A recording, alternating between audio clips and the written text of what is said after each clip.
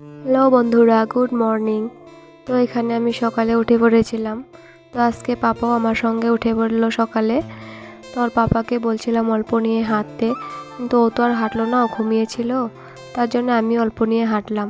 তো এখানে আমি উঠোনটা ঝাড়ু দিয়ে নিলাম। তোমাদেরকে তো বলেছিলাম আমি সকালে চা না খেলে আমার ভাল লাগে না, তার জন্য এখন আমি অল্প চা বানিয়ে নেব।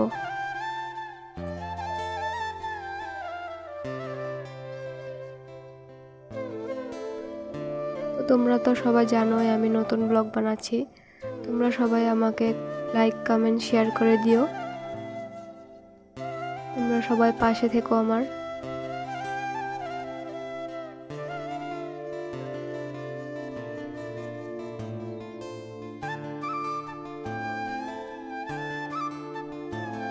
তো এখন আমার চাটা আমি বানিয়ে নিচ্ছি, প্রায় আমার চা হয়েই গেল ওইদিকে।